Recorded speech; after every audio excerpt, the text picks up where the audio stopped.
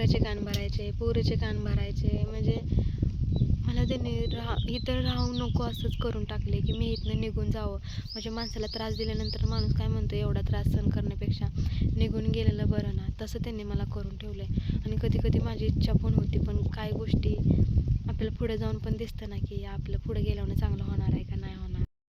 Hi hello नमस्कार, मी काजल तुमच्या सगळ्यांचं स्वागत करते माझ्या एका नवीन ब्लॉगमध्ये.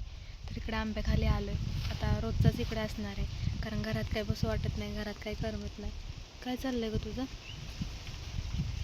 आणि आम्ही बघा त्या मोगऱ्याला फुलं आलीत का नाही ते आणले तोडून, म्हणजे अर्धीच आणली ती, आणि ते सोनूला लावले तिच्या शेंडेसनी.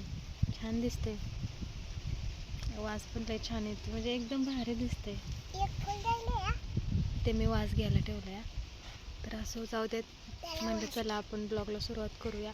तसं तर तुम्ही बघितलं ना, ते 2-3 दिवसाच्या आधीचे ब्लॉग होते. नंतर मी ब्लॉग काय शूट केला नव्हता या इच्छा नाही ब्लॉग शूट करायची. माझ्याकडं फोन नुसता नावाला होता, त्यात कार्ड नाही आहे, काय नाही आहे, त्यामुळं नाही आहे काय हे होत की आपण थोडंसं शूट करा आणि व्ह्यूज वगैरे डाऊन. कारण आपण कुठली पण गोष्ट मनापासून केली ना तर ती चांगली होती. मागचे व्हिडिओ होते ते मनापासूनचे नव्हते, ते फक्त टाकायचे म्हणून टाकले, असं झालं होतं. आणि मला एक गोष्टीची अपडेट द्यायची आहे की आता माझे ब्लॉग येतील का नाही येतील माहीत नाही. मी तुम्हाला सांगितलेच काय झालं आहे काय नाही आहे ते. माझ्या घरातल्यांना माझ्या व्हिडिओचा प्रॉब्लेम आहे. मला म्हणतात की कॅमेरा इकडनं तिकडे फिरवती, तसली नाटकं नाही करायची, आईबापाच्या घरी जाऊन करायची, अजून बरंचसं काय. त्यामुळं मी काय हाऊस म्हणून नव्हती करत. तुमच्याच लेकाला थोडासा आराम भेटावा, म्हणजे माझी संसाराला काहीतरी मदत व्हावी म्हणून करत होती.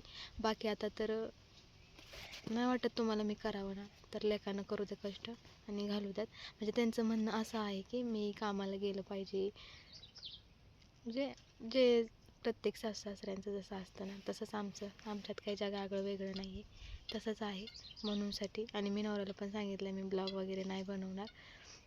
पण ह्या झाडाखालची एक माझी आठवण आहे, ते खरंच ते दिवस आणि आत्ताचे दिवस ना सेम तसंच आहेत, काहीच बदल नाही. फक्त एक बदल आहे, तेव्हा मला सोनं नव्हते आणि माझ्यासोबत आता माझं हक्काचं कोणीतरी आहे. जेव्हा माझं लग्न झालेलं ना एका महिना काय जशी मी 16वीनं आले ना तसं यांनी रंग दाखवायला सुरुवात केलेली. नंतर ना मी लई एकटी पडायची आणि लगेच लॉकडाऊन वगैरे लागलेलं का नाही, तर मला लई एकटं वाटायचं. त्यात सोनू माझ्या पोटात होती का नाही, तेव्हा पण सोनू माझ्यासोबत होती, फक्त की माझ्या अशी समोरासमोर नव्हती या.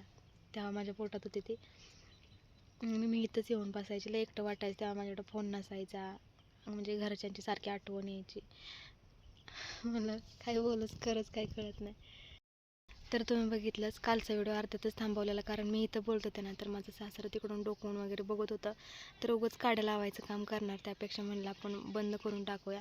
कारण मी कार्ड वगैरे माझ्या मिस्टरांना काढून दिलं आहे, तसं मी कार्ड तोडूनच टाकणार होते. मोबाईल तर मी नाही फोडणार, कारण मोबाईल माझा आहे, माझ्या पैशाचा, त्यामुळे मोबाईल मी नाही तोडून टाकणार. त्यांना काय घ्यायला काय पैसे मोजावं लागलं नाही, तर मला मोजावं लागलं तर पैसे, त्यामुळे मी मोबाईलच्या बाबतीत ती चुकी करणार नाही. कार्ड पण तोडणार होती, कार्ड पण मीच घेतलेलं, पण त्याच्यावरती फोनपे किंवा बँकेला वगैरे सगळीकडे आम्ही तोच नंबर दिलेला आहे, त्यामुळे ते कार्ड त्यांना देऊन टाकलं. घरातल्यांचं म्हणणं असं आहे की वाद फोनमुळं होतं, तर फोनमुळं म्हणजे इतकी खालच्या विचाराची लोक आहेत ना, काय सांगू तुम्हाला. जेवढं यांच्याविषयी सांगावं ना तेवढं कमी आहे. लय घाण माणसं आहे ती, लय म्हणजे लय घाण. मी दाखवते तुम्हाला म्हणजे दाखवते, चांगलं करते, हे सगळं काय करायचे आपल्या लोकांना सांगून काय फरक नाही पडणार ना, यांना सांगितलं तरी. पण खरी रियालिटी आहे की लय विचित्र लोक आहेत ती. लोकांच्या भावनांशी खेळते ती, लोकांचा वापर करून घेते ती. माझा फक्त वापर केला, भांगलून घेतलं, ज्वारी काटून घेतली, गाळायला नाही आली तर त्यासाठी टोमणं दिलं. काय येऊ मी गाळायला, घरात सगळी माणसं होती, त्यांना नाही तुम्ही अधिकार दाखवला. बरं माझ्यावरच तुम्हाला लगेच त्या दिवशीच्या भांडणात बोलून दाखवलं काय करते काय नाही करत. आता तुम्ही इथून पुढं बघा मी काय करते आणि काय नाही. ती इतकं मला त्यांनी मानसिक त्रास दिला आहे ना, मी तुम्हाला शब्दात नाही सांगू शकत. मी 2-3 दिवस इतकं रडून घालवलं, माझं हे इतकं दुखत होतं ना, डोळं तर म्हणजे ना मनानं पाणी यायचं माझ्या डोळ्यातनं. इतकं विचित्र ते दिवसच नको वाटतं तर. पण सगळं दिवस सारखं नसतं ते येतात ना. आणि मला ना जास्त हर्ट कोण करणार असेल ना घरातलं, तर ही आहे ती. ह्यांना मी खुश राहिलेली आवडत नाही.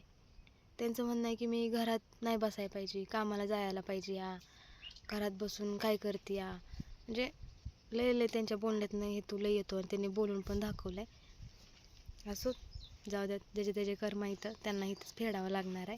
आणि मी त्या दिवसाची लय आतुरतेने वाट बघून ज्यांनी मला केलं आहे ना असं, त्यांच्यावर ती वेळ येईल ना, त्या दिवसाची मी वाट बघते आत्तापासून. कधी येतील ते दिवस म्हणून. मी आजारी पडले तर म्हटली की नाटकं करते. काय काम असतं आजारी पडायला? माणसं कामं करून आजारी पडत नाही, ती बिना काम करता आजारी पडली. कुणाला हौस असते का इंजेक्शन घ्यायची, गोळ्या खायची? काय बोलावं ना, यांना डोकं लावलं म्हणजे ना स्वतःहून जाऊन भिताडावर डोकं आपटण्यासारखं आहे. अशी तर आहे. आणि व्हिडिओवरती पण बोललं गेलं, जसं मी सांगितलंच की मोबाईलमुळे अशी करते तशी करते, सारखं कॅमेरा फिरवते, नाद नाही दुसरा, आईबापाच्या घरी जाऊन करायचं, असं भरपूर. मला हौस नव्हती. तुमच्या लेकाला थोडी माझी मदत काहीतरी व्हावी संसारात म्हणून मी केलेलं. आजपर्यंत जेवढं पेमेंट आली ना, स्वतःसाठी 1 रुपया न खर्च करता, म्हणजे यूट्यूबच्या पेमेंटचा मी रुपया नाही खर्च, बाकीच्याचा मी केला असेल माझ्यासाठी. पण नवऱ्याला पण कधी रुपयालाही मागितलं नाही की मला हे घ्या ते घ्या, कारण नवऱ्याच्या पगारातनं त्यांचा हप्ता वगैरे जात नाही. तर उलटी कधी कधी मी त्यांना देत असते. तर त्यांचं असं म्हणणं असतं की म्हणजे कामाला जाऊन हातभार लावायचा, हे काय करायचं आहे, कुठनं तरी पैसा येतो आहे ना, मी काय घरी बसते म्हणजे काय गप्पच नाही आहे, काही ना काय करते ना.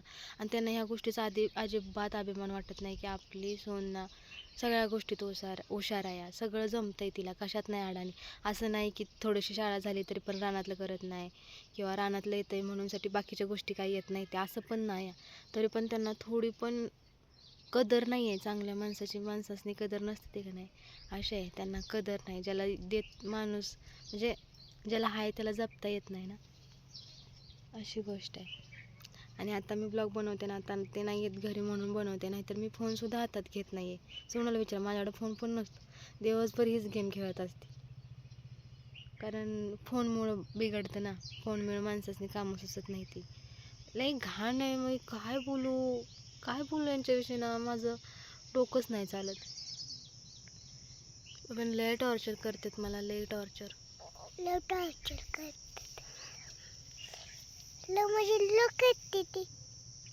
एक दिवस तरी त्याने ना सोनूचं कान भरणं पण सोडलं नाही. आज ती माझं लेकरू आहे ना, मी तिला नाही काम सांगणार. तुम्ही ना तो काल जो ब्लॉग टाकला ना तो बघितला असेल तुम्ही, आधी शूट केलेला आहे ना, त्या दिवशीच भांडणं झालेली.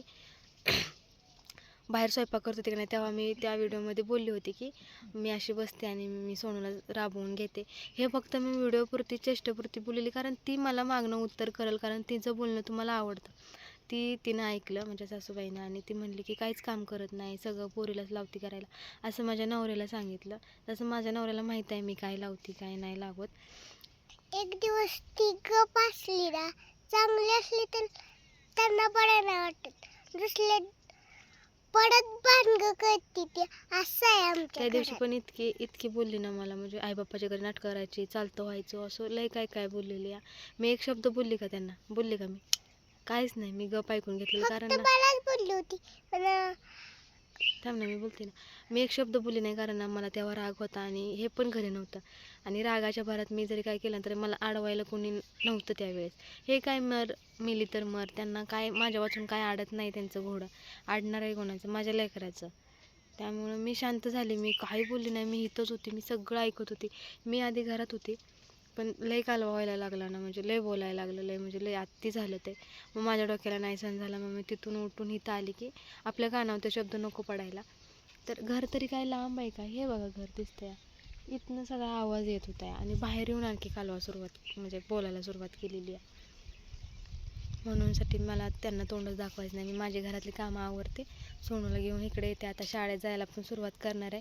थोडंसं तिला अजून खोका वगैरे येते, ह्याच्यामुळे दुसऱ्या मुलांना होईल, त्यामुळं नाही जात. थोड्या दिवसानं शाळा सुरुवात करेल ना, तेव्हा तर मग आपलं रुटीन बिझीच असेल. आणि राहिला विषय व्हिडिओचा, तर मी माझ्या नवऱ्याला सांगून टाकले, तुझ्या आईबापाला जर मी ही वाईट काम वाटत असेल ना, तर मी नाही करत बाबा. तू कमव, तू आम्हाला पण जगव, आमची हौस पण कर, आणि पाहिजे ती मागितलेलं घेऊन द्यायचं. आता माझ्याकडून अपेक्षा करू नको मी काय करायचं. तर तिथं माझ्या नवऱ्याचं म्हणणं येतं, म्हणजे ते तुम्हाला मी जेव्हा त्यांना समोरासमोर बोलायला लावणार आहे, माझ्या नवऱ्याला व्हिडिओमध्ये बोलायला लावणार आहे की मी हे करायचं का नाही. कारण ना बऱ्याच जणांना गैरसमज होतो. कारण माझ्या सासूनं पण माझे व्हिडिओ बघितले, ज्यांनी दाखवलं तर ना त्यांचं पण दिवस फिरणार, ज्यांनी दाखवलं असतील त्यांचं. जातात, मला त्यांच्याविषयी नाही बोलायचं काय.